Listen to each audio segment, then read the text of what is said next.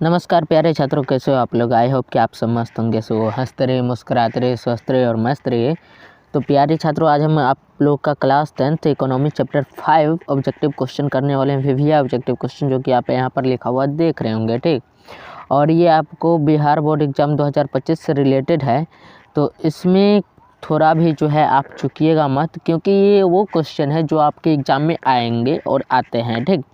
तो चलो भाई स्टार्ट करते हैं आप लोगों का क्वेश्चन। पहला क्वेश्चन देखिए क्या करें, ऊर्जा के मुख्य स्रोत क्या है। ऊर्जा के मुख्य स्रोत क्या है भाई मेरे, कोयला, पेट्रोलियम, विद्युत, तीनों ऊर्जा का मुख्य स्रोत है, यानी कि उपयुक्त सभी, यानी कि इनमें से सभी।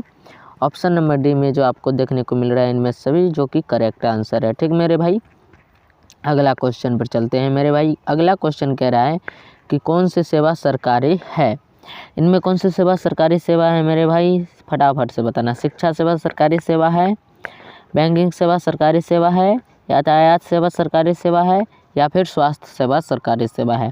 फटाफट से बताना मेरे भाई। यहाँ पर एक चीज़ देखो भाई, शिक्षा सेवा जो है ना, ये सरकारी भी है और प्राइवेट भी है, ठीक। यहाँ पर ध्यान से देखना मेरे भाई। शिक्षा सेवा सरकारी भी है, प्राइवेट भी है। बैंकिंग सेवा सरकारी है, प्राइवेट भी है। लेकिन प्राइवेट बैंक लोन देती है, प्राइवेट बैंक जमा नहीं करवाती है, समझे ना। प्राइवेट बैंक अपने यहाँ जमा नहीं करवाते, प्राइवेट बैंक लोन देती है, ठीक।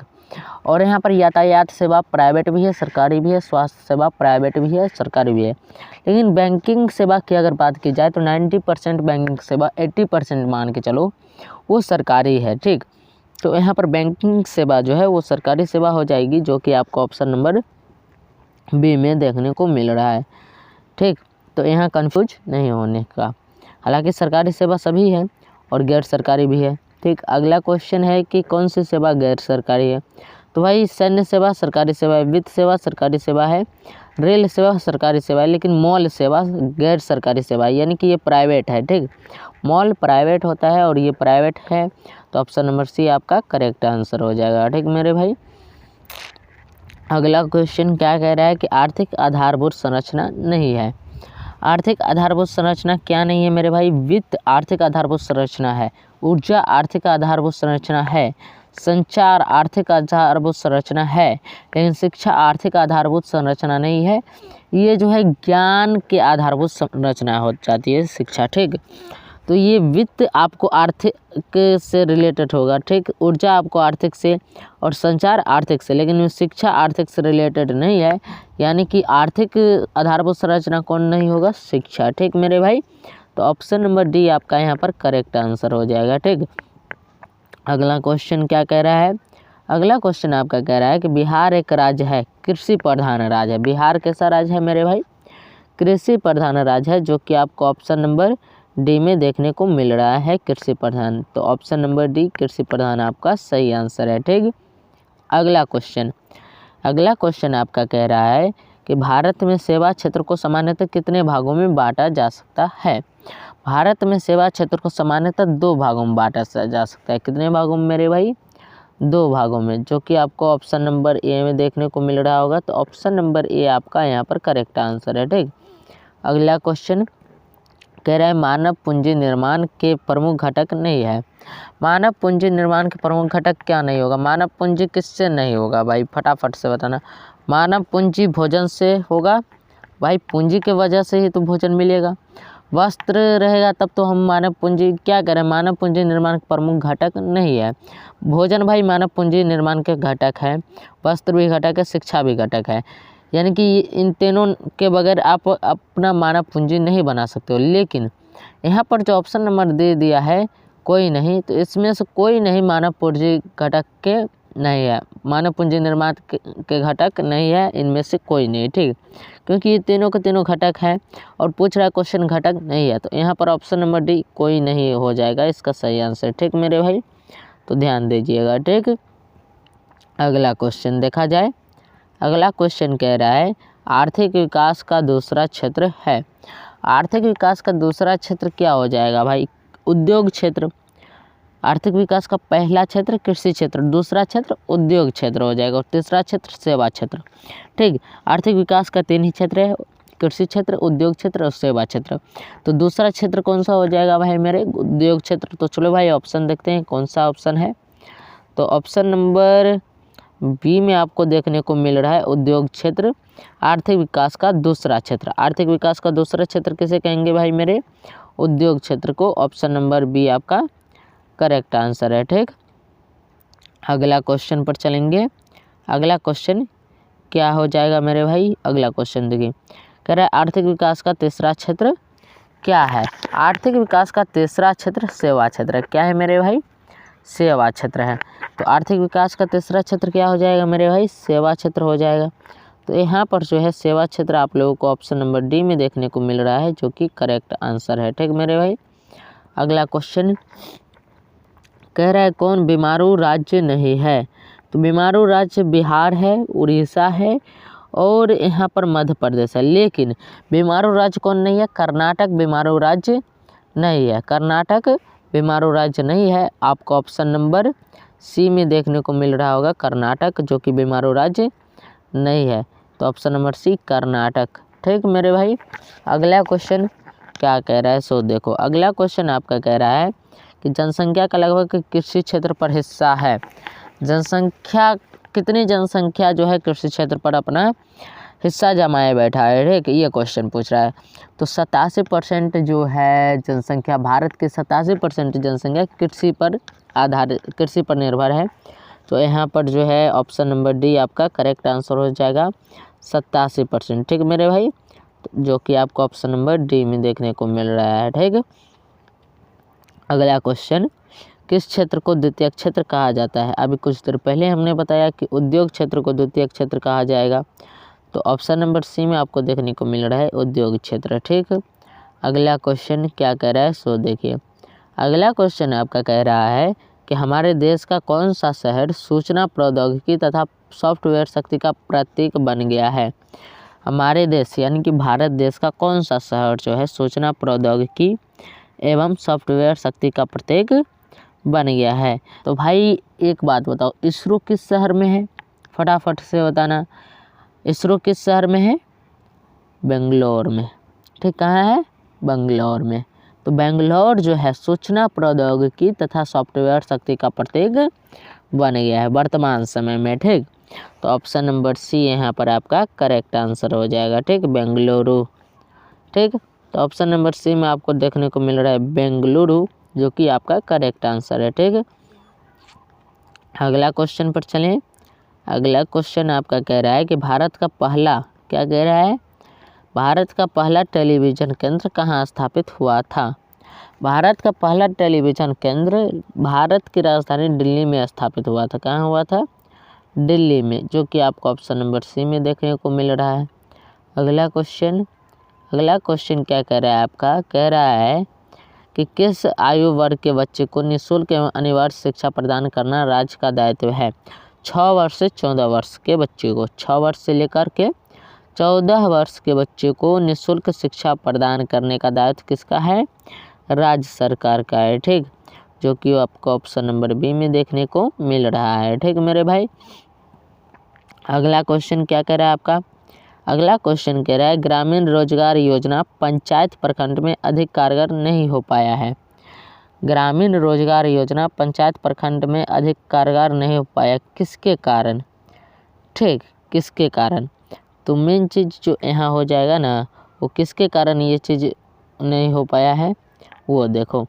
तो भाई हर चीज़ में कोई न कोई एक खोट होता है, जो खोट आपको यहाँ पर देखने को, बिचौलिया, बीच वाला जो आदमी होता है ना, सरकार की तरफ से फंड आया, बीच में जो आदमी रहता है जनता तक पहुँचने, सरकार से जनता तक पहुँचने के बीच में जो आदमी रहता है वो आधा से ज़्यादा रुपया खा जाता है, जिसके वजह से गांव में जो है विकास नहीं होता है। ठीक, तो बिचौलिए के कारण जो है गांव में विकास नहीं होता है। ऑप्शन नंबर ए आपका सही आंसर हो जाएगा। गांव और ग्रामीण पंचायतों में विकास नहीं होता है, प्रखंड में भी नहीं होता है। ठीक, अगला क्वेश्चन, सरकार ने राष्ट्रीय पोषण सहयोग कार्यक्रम अथवा मध्याह्न भोजन योजना आरंभ किया है।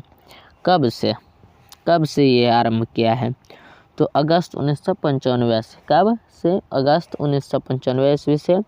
ऑप्शन नंबर सी आपका सही आंसर हो जाएगा। ठीक, अगला क्वेश्चन क्या कह रहा है?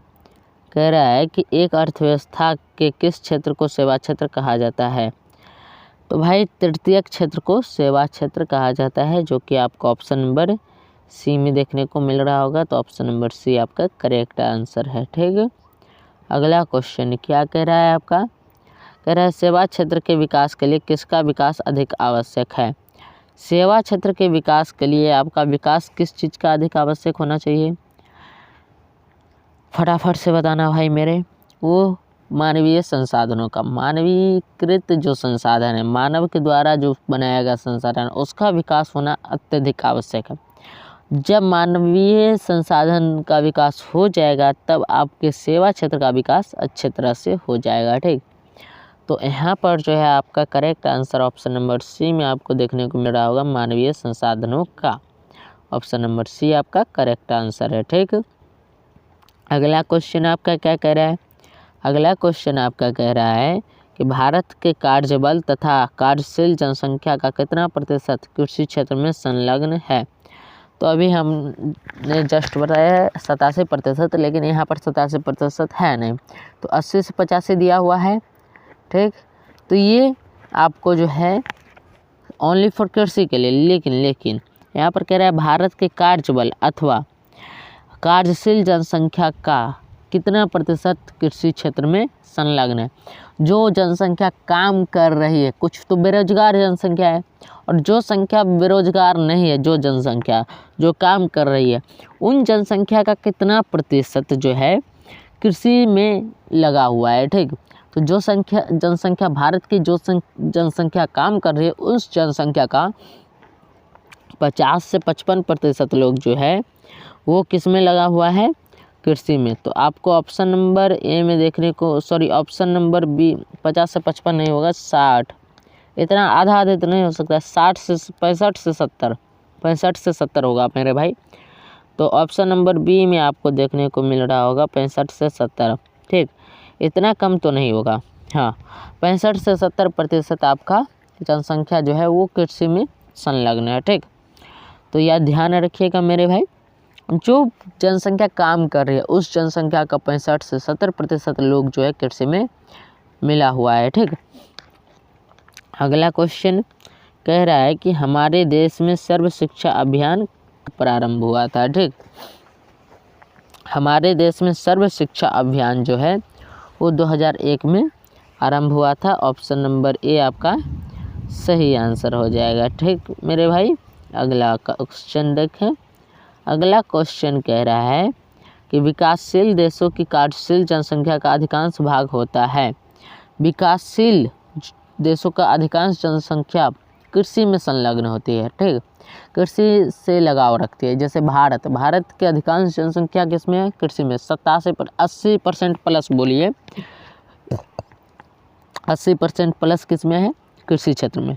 ठीक, तो विकासशील भारत क्या है, विकासशील देश है। ठीक, तो विकासशील देशों की कार्यशील जनसंख्या का अधिकांश भाग किसमें लगा होता है, कृषि क्षेत्र में। तो ऑप्शन नंबर ए आपका यहाँ पर सही आंसर हो जाएगा, कृषि क्षेत्र में, जो विकासशील देश है। ठीक, अगला क्वेश्चन आपका क्या कह रहा है, अगला क्वेश्चन कह रहा है कि भारत सरकार ने किस प्रकार की शिक्षा को मौलिक अधिकार घोषित कर दिया है। तो भारत सरकार ने प्रारंभिक शिक्षा को मौलिक अधिकार घोषित कर दिया है। किस शिक्षा को, प्रारंभिक शिक्षा को, जो कि पहले से लेकर के 5वीं तक की शिक्षा होती है। ऑप्शन नंबर ए आपका करेक्ट आंसर है। ठीक, अगला क्वेश्चन पर चलते हैं मेरे भाई। अगला क्वेश्चन क्या कह रहा है वो देखिए। अगला क्वेश्चन आपका कह रहा है कि विगत वर्षों के अंतर्गत बिहार में किस क्षेत्र का सर्वाधिक विकास हुआ है। मतलब पिछले कुछ वर्षों के अंतर्गत जो है बिहार में किस क्षेत्र का विकास सबसे अधिक हुआ है। तो वो सेवा क्षेत्र का विकास सबसे अधिक हुआ है बिहार में पिछले कुछ वर्षों में। ऑप्शन नंबर सी आपका सही आंसर हो जाएगा। ठीक मेरे भाई, अगला क्वेश्चन देखें। कह रहा है कि ग्रामीण सड़कों का निर्माण किस योजना के अंतर्गत किया जा रहा है। ग्रामीण सड़कों का निर्माण जो है वो प्रधानमंत्री सड़क योजना के अंतर्गत किया जा रहा है। गांव घर में आप देखते होंगे पक्की सड़क जो बन रही है वो प्रधानमंत्री सड़क योजना के अंतर्गत बन रही है। ठीक, ये चीज़ आप लोग गौर कर रहे होंगे। ठीक, तो यहाँ पर जो है ऑप्शन नंबर बी आपका करेक्ट आंसर हो जाएगा। ठीक, अगला क्वेश्चन आपका कह रहा है कि विकसित देशों की कार्यशील जनसंख्या का अधिकांश भाग कार्यरत रहता है। विकसित देश का अधिकांश जनसंख्या जो है, जो देश विकसित हो चुका है, जैसे रसिया, जैसे आप देख सकते हैं अमेरिका, ये सब विकसित देश है। इंग्लैंड विकसित देश है, फ्रांस विकसित देश है। तो इन लोगों का जो, इस देश का जो है अधिकांश जनसंख्या जो होते हैं, अधिकांश लोग होते हैं, वो सेवा क्षेत्र में कार्य करते हैं। ठीक, किसमें?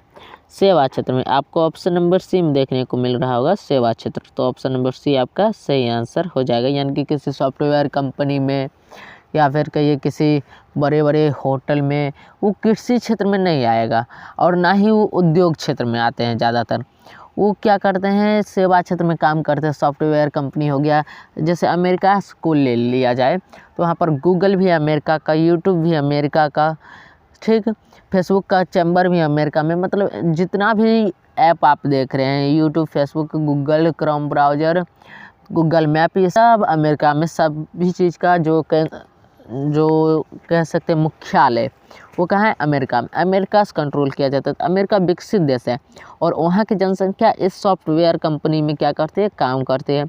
तो विकसित देशों की जनसंख्या कहाँ पर काम करती है? सेवा क्षेत्र में। वो तो एक तरह से सेवा दे रहे हैं। ठीक, तो वहाँ पर किस क्षेत्र में काम होता है? सेवा क्षेत्र में। कहाँ? विकसित देशों में। जैसे अमेरिका हो गया, रसिया हो गया, चाइना हो गया। चाइना में तो कुछ, चाइना विकासशील कह सकते हैं और विकसित भी कह सकते हैं। ठीक, फ्रांस को देख लीजिए, फ्रांस में। वैसे ही आप देख सकते हैं इंग्लैंड में। ये सभी देशों में सॉफ्टवेयर कंपनी वगैरह सब जो है, ये सब अपना सेवा क्षेत्र में काम करता है यहाँ के लोग। ठीक, कृषि क्षेत्र में उतना इंटरेस्टेड नहीं होता है। ठीक, अगला क्वेश्चन क्या कह रहा है आपका, सो देखिए, कह रहा है कि आर्थिक विकास का तीसरा क्षेत्र होता है या फिर है। तो आर्थिक विकास का तीसरा क्षेत्र क्या है? सेवा क्षेत्र। अभी जस्ट कुछ देर पहले हमने बताया। तो ऑप्शन नंबर डी आपका यहाँ पर करेक्ट आंसर हो जाएगा। ठीक, अगला क्वेश्चन कह रहा है कि सेवा क्षेत्र का निर्माण होता है। सेवा क्षेत्र का निर्माण आप परिवहन सेवाओं से होता है, संचार सेवाओं से होता है और वाणिज्य सेवाओं से। यानी कि इनमें जो सभी है, ऑप्शन नंबर डी, ये इनका करेक्ट आंसर हो जाएगा। ठीक, तो इनमें सभी के द्वारा जो है सेवा क्षेत्र का निर्माण होता है। ऑप्शन नंबर डी आपका करेक्ट आंसर है। अगला क्वेश्चन क्या कह रहा है? अगला क्वेश्चन कह रहा है कि निम्नांकित में कौन संचार सेवाओं का अंग है? संचार सेवा का अंग क्या हो जाएगा भाई मेरे? समाचार पत्र संचार सेवा का अंग है, टेलीफोन संचार सेवा का अंग है, टेलीविज़न संचार सेवा का अंग है। यानी कि ऑप्शन नंबर डी में आप देख रहे हैं ये सभी, ये जो है करेक्ट आंसर है। ऑप्शन नंबर डी आपका करेक्ट आंसर हो जाएगा। ठीक, अगला क्वेश्चन क्या कह रहा है? अगला क्वेश्चन आपका कह रहा है कि भारत को किस उद्योग के क्षेत्र में अधिक सफलता मिली है? भारत को किस उद्योग के क्षेत्र में अधिक सफलता मिली है? Computer software. किसमें? कंप्यूटर सॉफ्टवेयर के क्षेत्र में अधिक सफलता मिली है। ऑप्शन नंबर बी आपका सही आंसर हो जाएगा मेरे भाई। ठीक, अगला क्वेश्चन आपका कह रहा है कि एक अर्थव्यवस्था के आधार का निर्माण होता है सेवाओं द्वारा। अमेरिका आज विकसित किस लिए? क्योंकि उसने सेवा दी, इसलिए अमेरिका आज विकसित है। तो सेवाओं के द्वारा किसी भी अर्थव्यवस्था का आधार का निर्माण होता है। ठीक, तो ऑप्शन नंबर सी आपका सही आंसर है और अमेरिका आज भी सेवा ही देता आ रहा है। ठीक, अगला क्वेश्चन आपका क्या कह रहा है कि भारत की परिवहन सेवाओं में कौन सर्वाधिक महत्वपूर्ण है? भारत की परिवहन सेवाओं में रेलवे सर्वाधिक महत्वपूर्ण है। भारत में रेल ही ज़्यादा चलती है। ठीक, तो ऑप्शन नंबर बी आपका सही आंसर हो जाएगा। ठीक, अगला क्वेश्चन क्या कह रहा है कि मानवीय पूंजी निर्माण के मुख्य घटक हैं। मानवीय पूंजी निर्माण के मुख्य घटक स्वास्थ्य सेवाएं हैं, आवास है और शिक्षा में प्रशिक्षण है। यानी कि ये तीनों हो जाएगा। यानी कि उपयुक्त सभी इसका करेक्ट आंसर है, जो कि आपको ऑप्शन नंबर डी में देखने को मिल रहा है। ठीक मेरे भाई, अगला क्वेश्चन आपका कह रहा है कि विगत वर्षों के अंतर्गत बिहार में किस क्षेत्र का सर्वाधिक विकास हुआ है? तो अभी कुछ देर पहले हमने बताया सेवा क्षेत्र का, जो कि करेक्ट आंसर है। ठीक, तो ऑप्शन नंबर सी में आप लोग देख रहे होंगे सेवा क्षेत्र, जो कि करेक्ट आंसर है मेरे भाई। आगे अब आप लोगों को इसका PDF चाहिए तो भाई इसके लिए आपको टेलीग्राम ज्वाइन करना पड़ेगा। ठीक है, और उसके बाद जो है आप लोग का ये अपना यूट्यूब चैनल है, तो आप लोग इसे सब्सक्राइब जरूर कीजिएगा, साइंस समाधान यूट्यूब चैनल को। ठीक, सब्सक्राइब करने के साथ साथ आप लोग एक छोटा सा काम कीजिएगा, क्या, तो वीडियो को लाइक कर दीजिए। यहाँ तक क्लास की हो तो भाई वीडियो को अपने दोस्तों के साथ शेयर कीजिए। एक क्लास कैसा था ये कमेंट में ज़रूर बताइएगा। बाकी आप तो समझ ही गए हैं, और ये मैं आपसे छोटा सा हेल्प इसलिए मांगता हूँ क्योंकि आपकी ये छोटी सी हेल्प हमें बहुत मदद पहुँचाती है मोटिवेशन तक, जिसकी वजह से मैं नेक्स्ट क्लास ला पाता हूँ। ठीक, तो ये काम आप ज़रूर कीजिएगा। बाकी आज की क्लास को यहीं तक रहने देते हैं, मिलते हैं नेक्स्ट क्लास में। तब तक के लिए हंसते रहिए, मुस्कुराते रहिए, स्वस्थ रहिए और मस्त रहिए। जय हिंद, जय भारत, वंदे मातरम।